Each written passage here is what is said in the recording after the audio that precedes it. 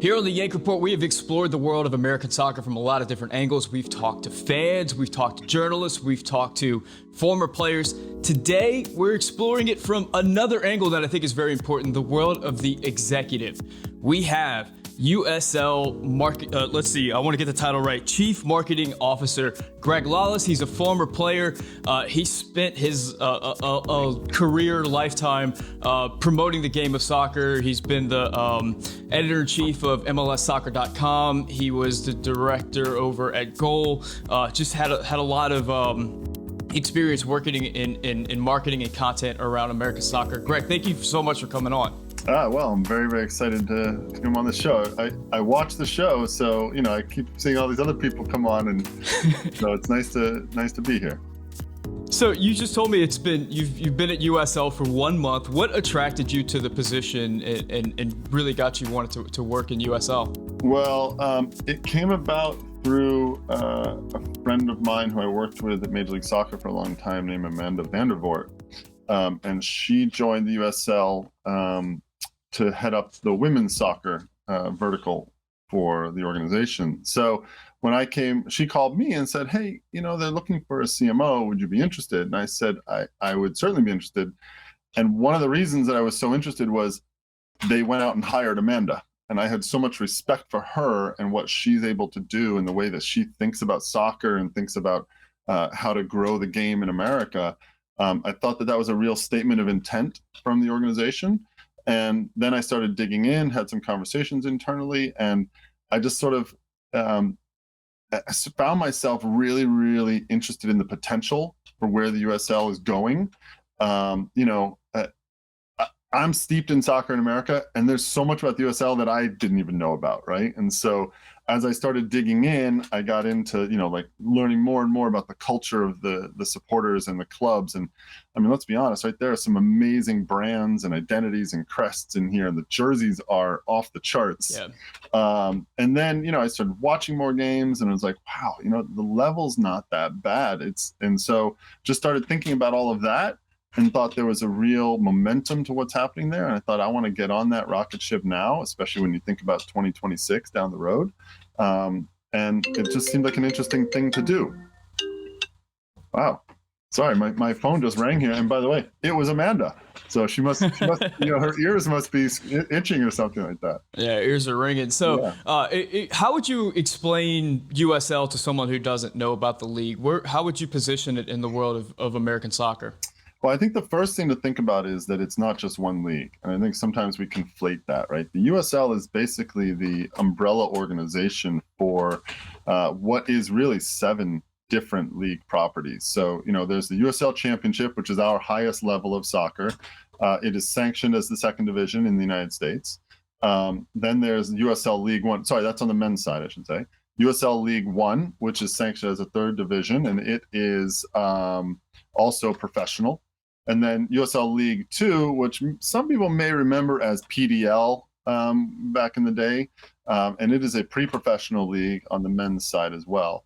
Then there's a USL Academy League, which incorporates more than 50 academies across the country. Most of them are affiliated. I think at this point, all of them are affiliated with one of the USL clubs. And then on the women's side, in about 3 weeks or so, we're launching a new women's league called the W League. And that's a pre-professional league. So it's sort of elite amateur, if you will. A summer league, really great for college players who need to stay sharp over the summer. And that is a precursor to what we're doing in 2023 when we launch a fully professional league, the Super League, for women, which, our mission there is to really drive up the number of professional opportunities for women players in the United States. There are 40,000 players in college on the women's side right now. And, with the NWSL, you have maybe 250 playing positions available to them. And that's, so how can we elevate that and provide more opportunities for that? So that's all the leagues, plus there's also a super wide league and which just extends across, thousands of affiliate clubs and stuff. So how do I explain it? It is an organizing body that oversees a ton of soccer all across the United States.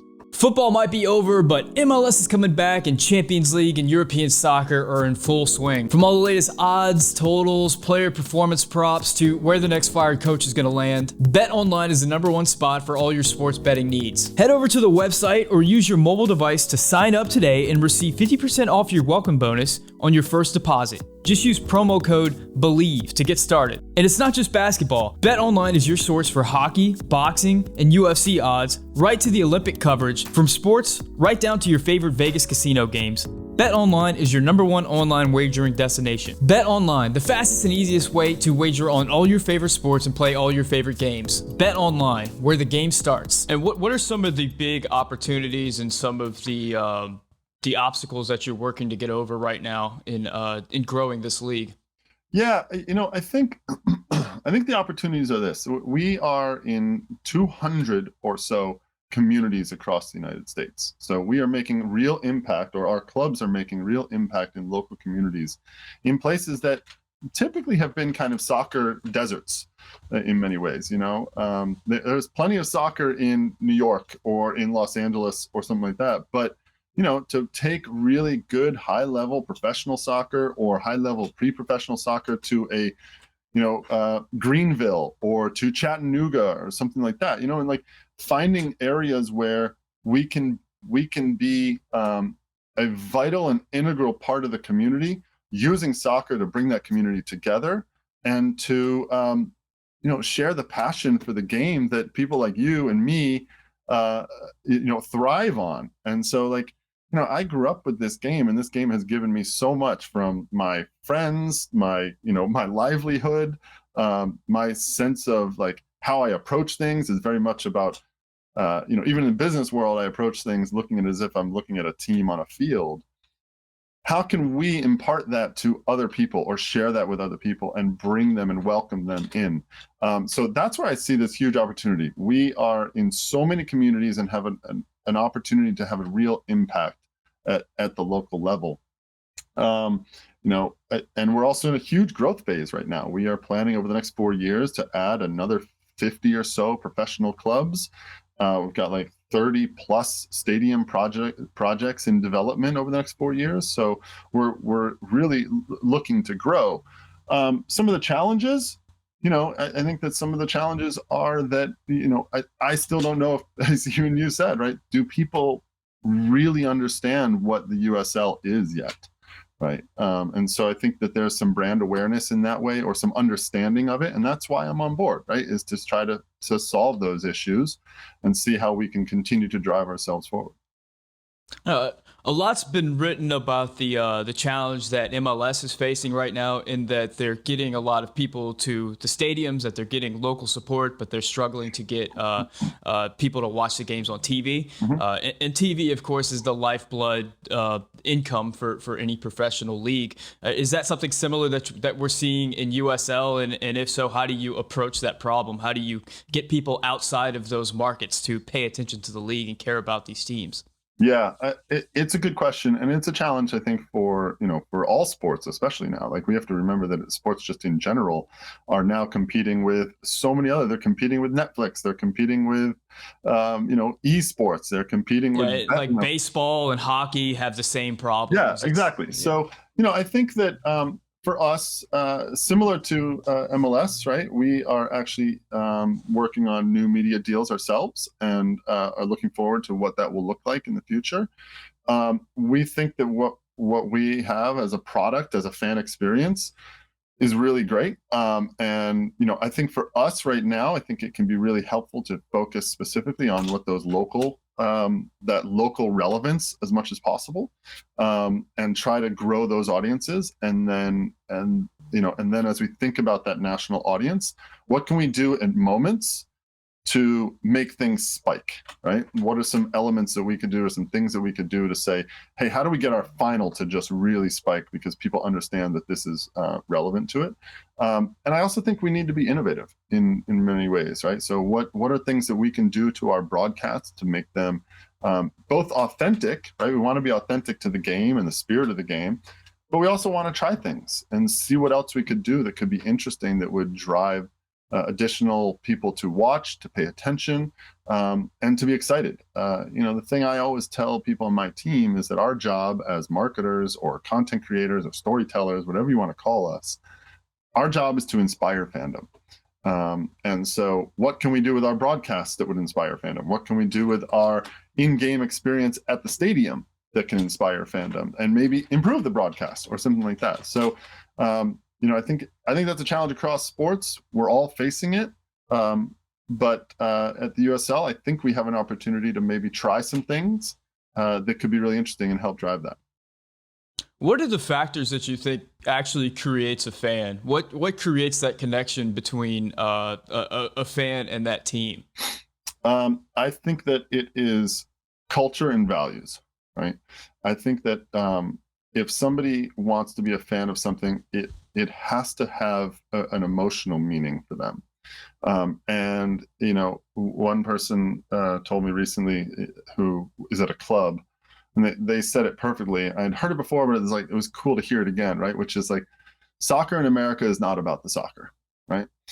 It's about community. It's about friendships. It's about culture. It's about identifiers, right? I wear this jersey out on the street because it identifies, it allows me to sort of identify to the world who I am and what I care about, It's like, if you wear a Messi jersey versus a Ronaldo jersey, you're making a statement one way or the other, right?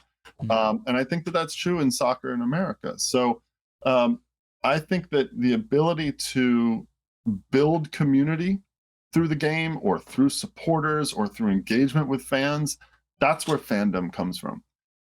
Ask yourself, right? The number of people who are fans of the game because they are breaking down how a goal happened or something like that, right? That's a very small number. Most people are fans of the game because they sat there with someone they care about and watched a game and had a moment. For me, it goes back to when I would sit with my grandmother in Greece and watch soccer on TV with her for the World Cup. Those moments are what ended up making me a huge soccer fan because it always sort of refers back to those emotions that I had. So to me, that's what fandom ultimately is. Yeah, and I totally agree with you, first of all, and I think that not just soccer, but like other sports, it really informs why I'm a fan of other teams and other sports. And by the way, for a league, Sam, it's not just sports, right? Think about like music, right? Yeah. Bands or acts that you love, right? It's how many times do you hear a song and you think back to a moment when you heard that song, like whatever, somebody just broke your heart and you're listening to, something as you're driving home after the breakup, or or the other way, right? You just like fell in love and this other song is playing, and that's what fandom is, right? It's an emotional connection to something. Right. It's interesting that you say culture and community, because we have these discussions about how to grow the game and how to get people excited about the game in this country all the time. And people always talk about, raising the level and the quality of play in the league, of introducing things like Pro Rel or, bringing in big stars or whatever else. But I always come back to this idea that these are still... MLS is 25 years old. USL is like 10 years old. How do you compete with a league that's somebody that's like their family's been watching that league for generations, and they grew up, their baby pictures are in that jersey. That's something that USL just can't replicate at this point because you don't have enough time in the market. So how do you bridge that gap? How do you create those fans whenever you don't have that history? It's a difficult task. It's difficult, and I think that that's also what makes it fun, and that's the opportunity, right? Is I think a lot of people, whether it's us or investors and owners, right? They're looking into that to say, oh, we've just started creating what I call the soccer generation, right? And that soccer generation, we're finally at a place where Americans and Canadians, right, have grown up with soccer and a very accessible local soccer at a good level and a good fan experience has always existed. You know, if you go back to MLS, right, 25 years old, you now have 25-year-olds who've never known life without MLS in their city, or in their family, maybe, right? Look at USL. Think about the Richmond Kickers, right? They've existed for what, almost 30 years or something like that, right? So here's a club that in Richmond, someone has grown up. The Kickers have always been there, and so that is what's creating the soccer generation, and now able to pass it down to the next one, because there might be people who are 40 and they started going to games when they were 10 or 15. Now they have kids that they want to take to games or watch on TV together. And I think that's really, really relevant. I know you do a lot of work around, the U.S. national team. The U.S. national team was largely irrelevant until, really 94. You could say that in 1990 when they made the World Cup, yeah. But in 90, when they made the World Cup, that was still a very small, very soccer avid thing in America at the time. Were those games even televised in the States? I watched them, so they were televised, right? I can't remember if it was ABC or maybe it was TBS that had them. I think it was TBS and or maybe Ernie Johnson. Maybe Ernie was doing them, something. Anyway, but my point being that there was still a very small soccer avid crew back then, relatively small, right? 94 saw that explosion when all of a sudden the national team became very relevant. So now you have people that can remember that, who were, you hear about players now in leagues who were like, I was a ball boy in Chicago, or I went to this game, and that they talk about that. That's how you create a soccer culture. And that's how we're creating a soccer generation that is just now really starting to come into their own. And that, I think, is what has so many of us excited about the next 4 years leading into 26 and then beyond, of where this game is going. Yeah, there's a very iconic picture out there right now of a young Weston McKennie with Landon Dallas, Donovan. Right? Yeah, it's just a really cool moment. It's showing that connection of how important these World Cups are to bringing the next generation through. And speaking of World Cups, you mentioned in your press statement, whenever taking the job over at USL, how important this 2026 World Cup was going to be for USL. Can you kind of elaborate on that and explain why you feel that's going to be such an important benchmark for the league? Yeah, sure. So, in my view, the USL is really going to lead the charge in sort of shaping the future of soccer in America, right? We have so many touch points across the country in so many communities. And to really do that, you need to take a leading role as to telling your local communities or collaborating or coordinating with your local community that you are soccer in that community, right? I look at something like New Mexico United, right? Their approach to everything is, we are the centerpiece of soccer in New Mexico. Our mission actually doesn't even talk about soccer. It just says we want to unite New Mexicans in ways they've never been united before. I look at them and say, well, okay, when 2026 comes, how is New Mexico United going to activate that mission around a sort of larger picture about the World Cup, right? So many new people are going to come into soccer in 2026. They're going to, see games for the first time. They're going to experience what it means to be a fan, or watch somebody else experience it, right? Whether when the Dutch come and they're all wearing orange and they're all doing their thing, or the Brazilians, and they'll say, "Wow, look at that! I didn't know that was possible." But I hope more likely they are going to put on some Stars and Stripes and sing along with the American Outlaws or Barra 76 or whatever, right? And do all of that. But they'll become fans. They're then gonna, and they may go watch that game in wherever, Los Angeles or Boston or whatever it is, right? They'll go watch that game. Then they're gonna go back to New Mexico and they're gonna say, I want to still be part of this. And they're gonna look at it and say, New Mexico United is showing me that I can be part of this every single week. And so that's how I think we have an opportunity. And it's not just there, right? Again, it's in Greenville or Madison, Wisconsin, or these markets that are not necessarily going to host games, but they are still part of the soccer fabric that these new people are going to experience for the first time. And so I really want the USL to be in a position at that time to take advantage of that, to welcome in more people into our growing soccer family, if you will. Yeah, and by the way, New Mexico, one of the coolest logos in all of American Great. soccer. I It's really great. love it. I mean, and the jersey and their, the way they released their jersey, it was amazing, right? And that's just one example across the league. Like I mentioned Madison, right? They have amazing Yeah. stuff. What they did last week with the Ukraine kit, really, really cool. But I could just keep going on and on. Like I was talking to the people up at Vermont Green FC recently, and like they just announced a mate sponsor, right? I mean, how cool is that, right? It's so soccer and it's just so cool. It's just those are kinds of things that make me excited about all this. So I put out a tweet about USL the other day on my Twitter account, just kind of asking fans what their thoughts were on the league, where do they see it in the U.S. soccer mix, and what do they hope for it going forward. And by far and away, the biggest response that I got, and you probably already know where I'm going with this, was about Pro Rel. We know that USL is a multi-tiered league, so it seems like it sets up for like a traditional Pro Rel. I understand that there's tremendous obstacles to overcome in instituting a Pro Rel in this country. So I'll ask you, do you think it's something in the future for USL? Do you think it's even feasible in this country to have something like that?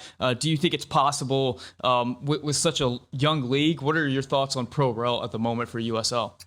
To quote some sort of ad campaign that was out there at some point, right? Nothing is impossible. And that's especially true in the United States. And I think that's even more especially true when it comes to soccer in America. Soccer in America has a long history of innovating in interesting ways. Some of them have worked, some of them haven't. Think about the countdown clock. Okay, that maybe didn't work, right? But some other things that have worked, right? Even going back to putting the score bug on TV, right? Soccer was the first one that did that in the US, and everyone else was like, I can't believe you're doing that. Now, would you ever turn on a TV of a sports event and the score bug isn't there? Right? It just wouldn't happen, right? So soccer's history of innovation is there. Pro Rel, I think, as you mentioned, has a lot of challenges that would come with it, right? But I think that it is something that we at the USL are exploring and thinking about, right? And trying to figure out, okay, well, what specifically are those challenges? Are there solutions to it? We're certainly interested in it as we consider how can we align ourselves with the global game more. I don't know if you saw, but with the Super League, we made an announcement about a month ago that the new Women's League will kick off in August of 2023 and run through the winter, if you will, and then finish in June. So it's basically aligned with most of the European leagues from a calendar standpoint, which is another thing that people talk about. I'm not, yeah. There might be people that think about that hit you up on Twitter with that question too about everyone loves to do the international calendar kind of thing. And so that's part for us, part of a strategic initiative to see how we can maybe align with some of the other leagues around the world. And there's real benefit to that, right? One is we think actually it can provide a little bit more rest for our players, the ability to recuperate, mental fatigue as well is an important thing. I think that, this is about the Super League specifically, right? But it kind of talks about that alignment. It opens us up so we're not taking away our best players during an international tournament. And we can use an international tournament to celebrate the game.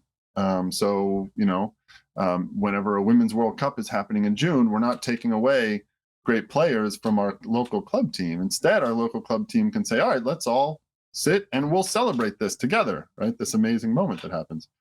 And then, it also makes it a little bit easier on a transfer market. So one of the things that we want to do is try to be one of the leading participants in the growing women's soccer transfer market. So if there's an opportunity to bring in players in August, right before our season starts, instead of mid-season, and then we're just aligned with the rest of the world on that whole element of it.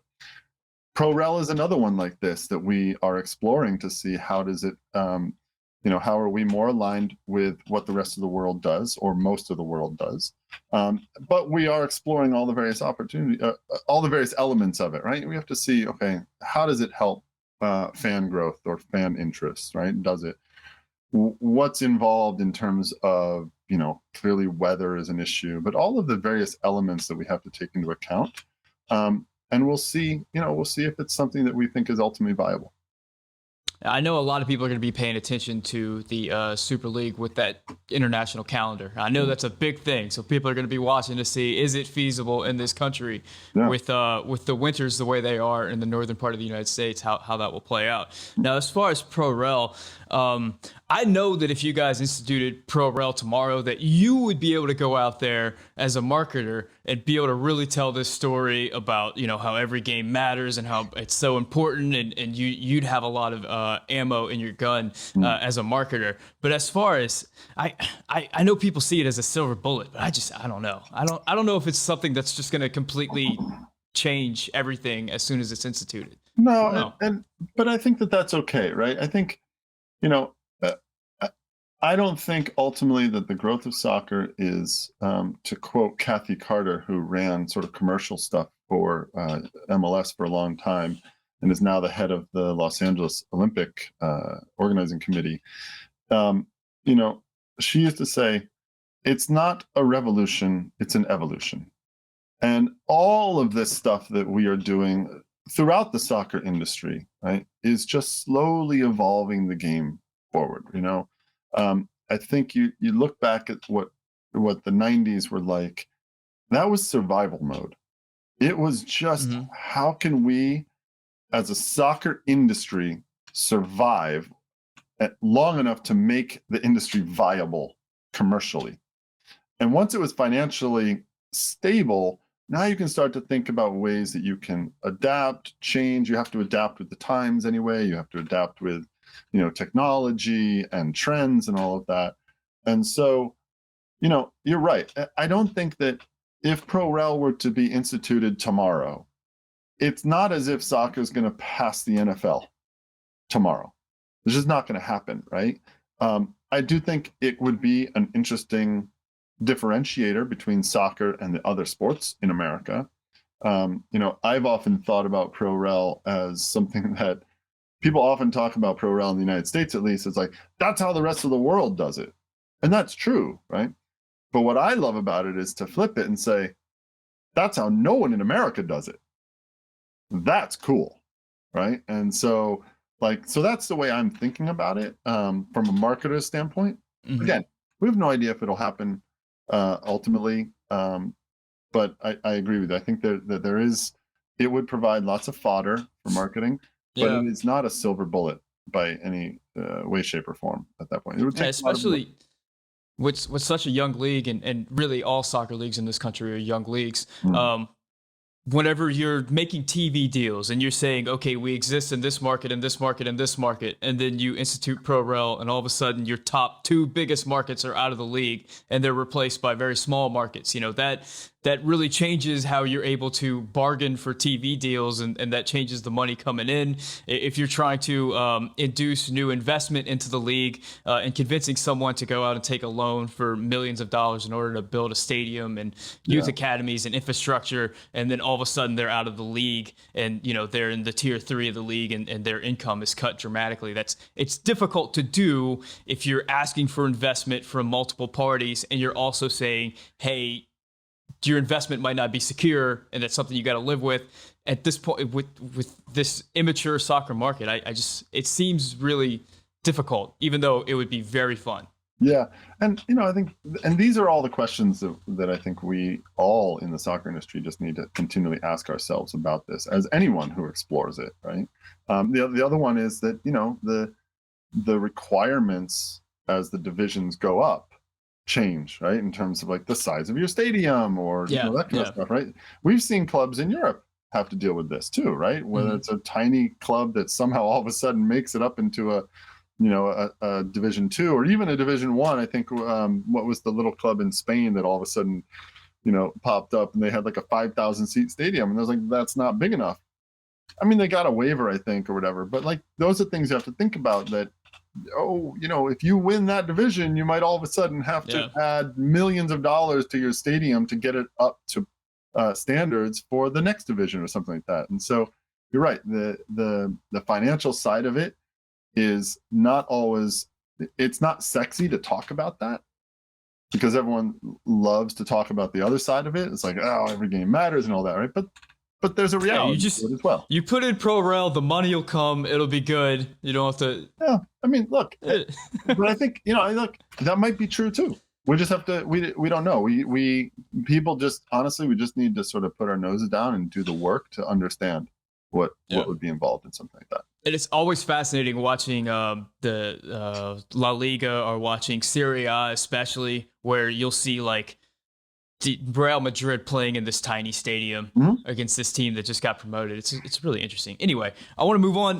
One of the more interesting stories I've seen in the sports marketing world over the last few years has been the F1 series Drive to Survive.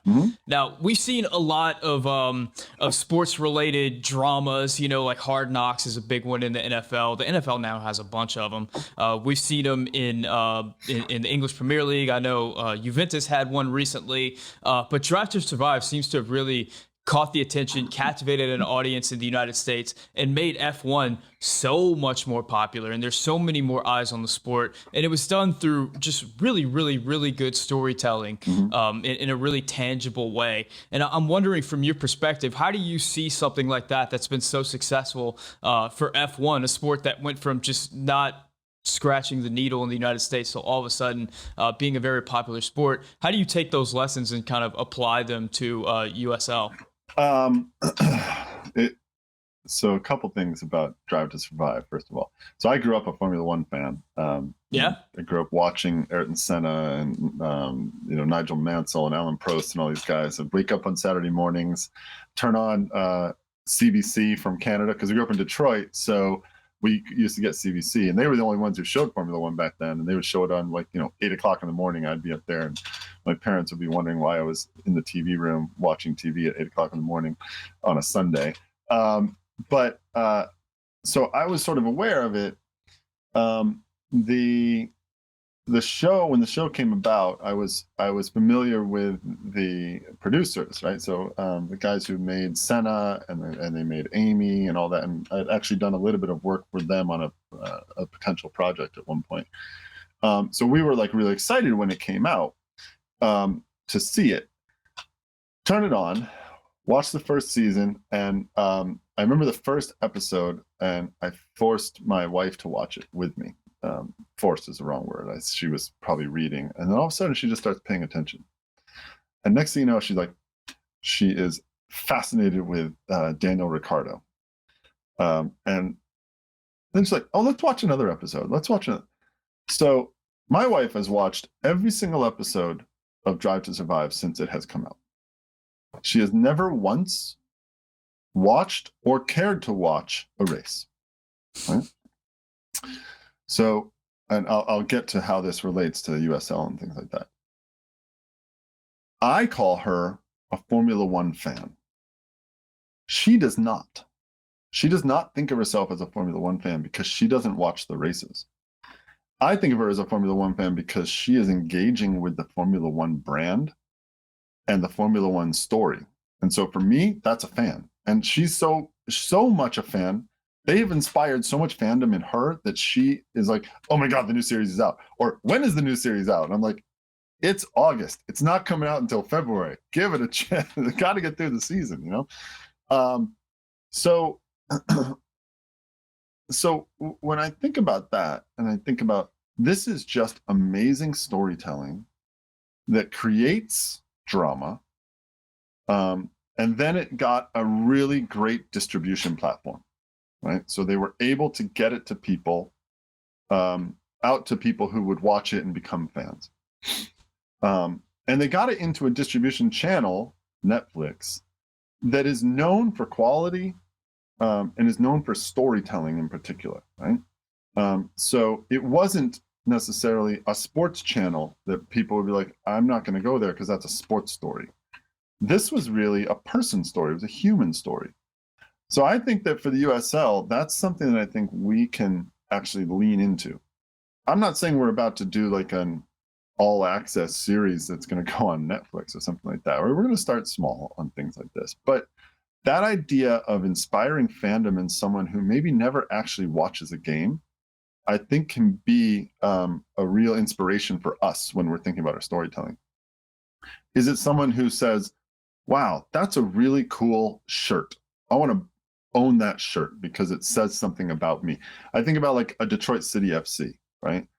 They have amazing gear that is worn all over the city of Detroit. I don't know how many of them have actually gone to Detroit City FC games. Probably a fair number of them, but not all of them, right? But they're fans because Detroit City has done a great job telling their story and allowing someone or encouraging someone to become a fan and then express that fandom in a certain way. Like my wife expresses her Formula One fandom by saying, let's watch the new season. Another person expresses their Detroit City fandom by wearing a scarf or a hat because it looks cool, right? And so for USL, I think storytelling about our league and about the culture of our league is going to be vital to our growth and our success. And it's something that from the minute I got to the league or the USL offices, I was like, okay, what are we doing to tell the story of our league, to inspire fandom in people who may not always be, they may not know about our organization or the club in their town or anything like that, or they might, but they're not engaging with that brand enough. So that's a very long-winded answer to your question, but ultimately, great storytelling is the key to inspiring fandom for anything. I'm curious because I'm paying close attention to this this MLS TV deal, which is going to have massive implications for all of American soccer moving forward. But I'm seeing that there's a few players in that TV deal that are maybe non-traditional sports networks. That like HBO was rumored. Disney is one of them. That's Disney Plus or Apple TV, whatever it is, or some of the players. And I'm wondering if this kind of marriage of storytelling, content, and sports is going to be something moving forward, seen as like a model for how to showcase sports and build sports content. Well, I think that Drive to Survive has it's set the standard for what storytelling is in sports, just the same way that NFL films did back in the 60s and 70s, and then Hard Knocks did back in the early 2000s or late 1990s, whenever that actually started. That type of storytelling, they've changed what that type of storytelling is all about, right? And, something like Drive to Survive, you then look at the lagging success that came from that, right? Where viewership of races is way up, sponsorship is way up. Now there's a third race happening in the United States, right? Because obviously Drive to Survive and Netflix especially was a strategic decision about the U.S. market, right? So last year the race in Austin was absolutely massive, and that's not huge, something right? You could traditionally say with Formula One. Exactly, and now they're going to Vegas for another race. So there's all these races now in Formula One. They're going to be in the U.S. because they are conquering the U.S. market, and it's not a coincidence that very quickly other types of shows like that have started to jump on board, right? There's the PGA announced one that they're going to do, very similar kind of thing. You could actually probably call it Drive to Survive, or maybe it's Putt to Survive. I don't know. Right? So but they're going to do one. MotoGP, which is the motorcycle version of Formula One, they have a version of it that they've done. Other people are going to do similar things, which I actually look at that and say, well, they've already done it. What if you try something different, right? Formula One, I think their success is because they did something different and they made sure that they paid to get really good quality storytelling. They paid for some really talented people to be involved. You need to make sure you do a similar thing, but maybe try something else, right? Because was it the uniqueness of Drive to Survive, which is what led to its success? Is the question I think everybody needs to ask. So what can you do that is different than them that would maybe help to drive your success?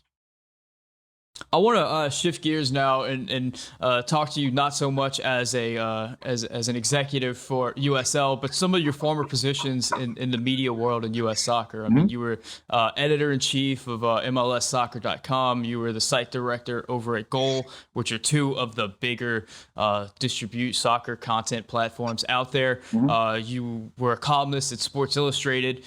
In this last cycle, there's been a ton of scrutiny over the media in U.S. soccer. And the big complaint is that American journalists are not, let's say, not to use a word from Jurgen Klinsmann, not nasty enough, not critical enough, not asking the tough questions. And they point to journalists from, say, England, Mexico, countries like that, which really get after the soccer players and the soccer coaches. What are your thoughts on that as far as the media, the soccer media in this country, and sort of that lack of bite? Is that a fair criticism, or are we missing something as fans? Well, I think if that's how someone feels, it's a fair criticism. If that's the way you want to, feel about it. I think that, I think some of this criticism is that the expectations for the U.S. national team have risen. I think that sometimes there are, when I look at some of this criticism, at least, I find that some of it is coming from people who maybe are not as steeped in the history of the national team and the game. And so they may not understand all of the context involved in covering this team, or covering the national team in particular, or covering soccer.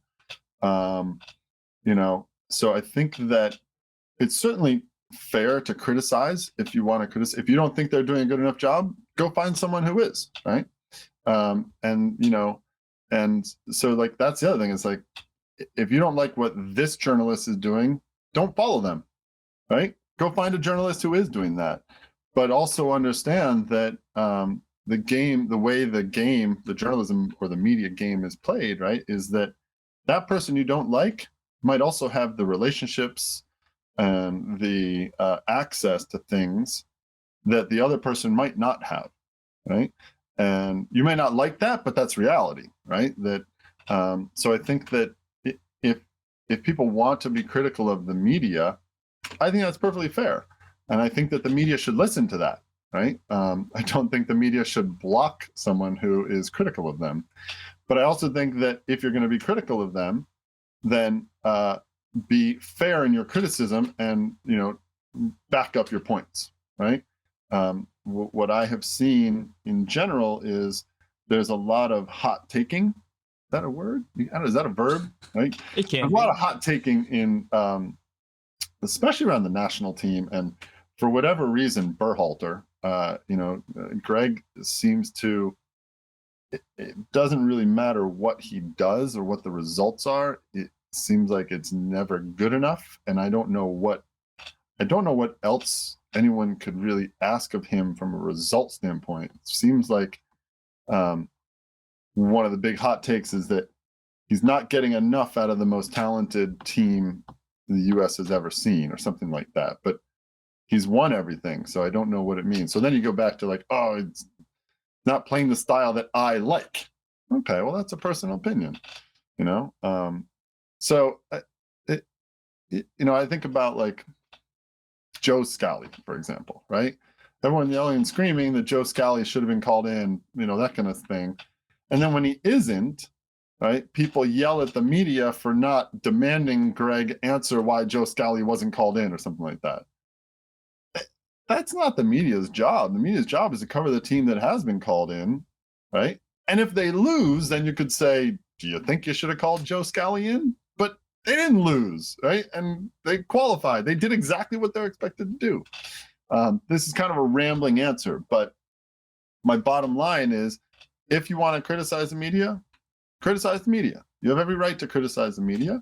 You have every right to, I just think, do it respectfully and do it with backup for what you're trying to say. So. What's something you feel like fans get wrong about the American soccer media? What do we not know that you guys know? I think that what is something that fans don't get about the U.S. soccer media?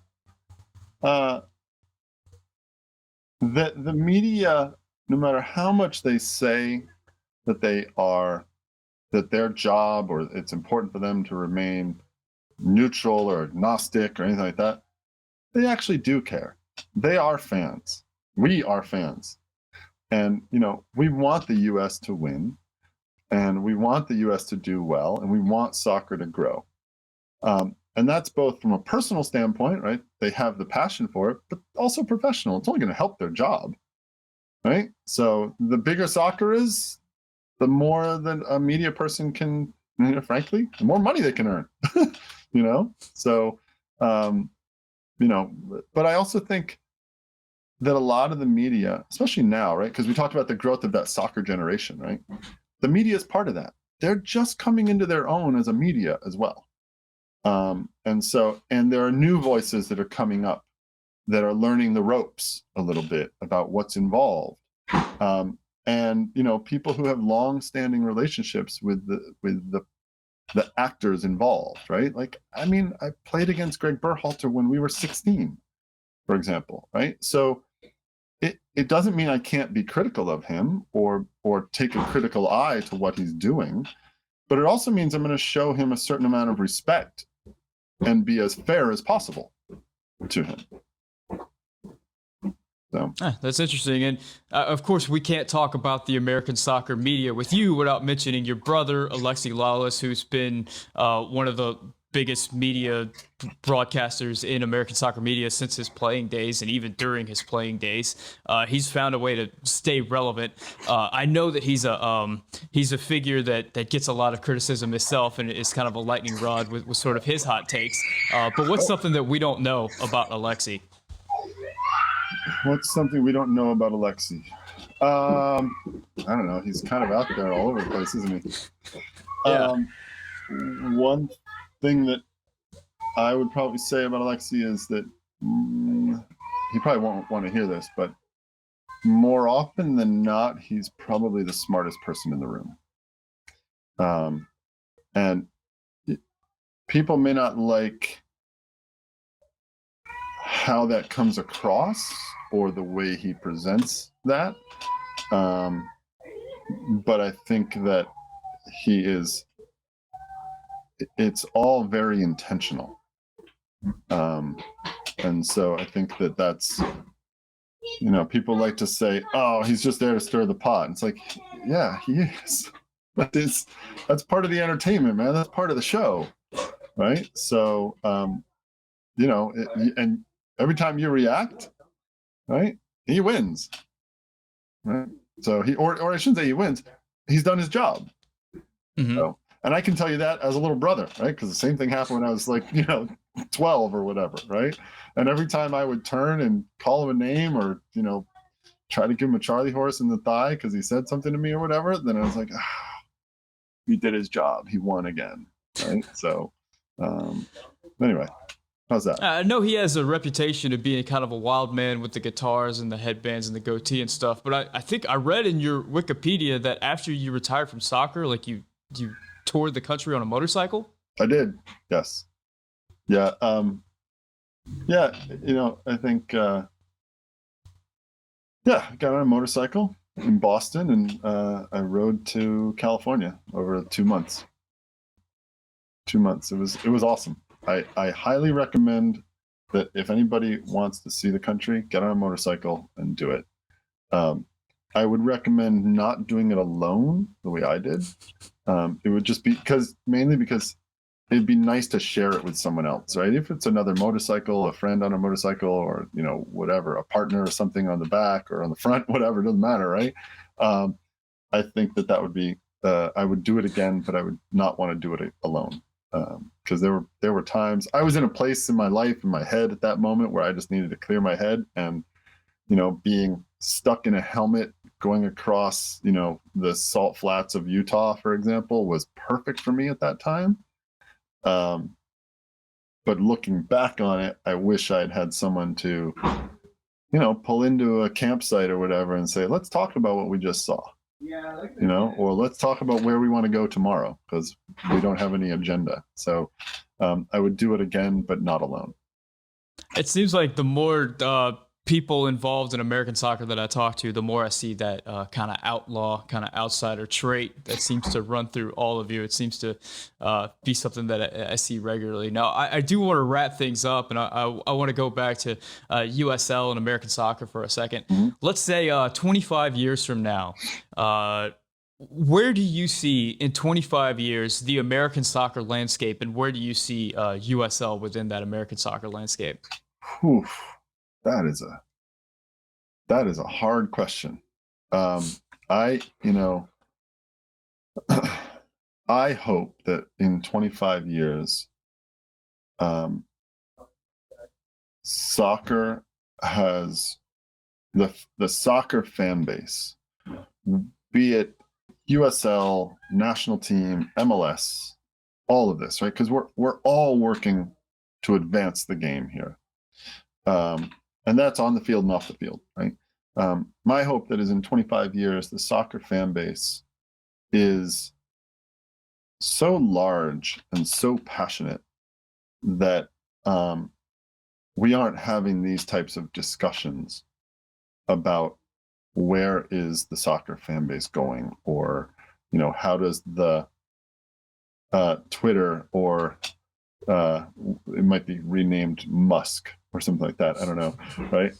That the echo chamber in there is not a talking point anymore. That it's just so large and so impactful and making so many impacts on their community that it would be, it would just be really beautiful in that way. All right, perfect. Thank you for coming on the show. I really appreciate it. I mean, it's not often that you get an executive of a soccer league to come on a YouTube show, so I really appreciate that. And thank you for sharing so much with us. Can you let us know where people can find you, where they can contact you if they need to? Yeah, sure.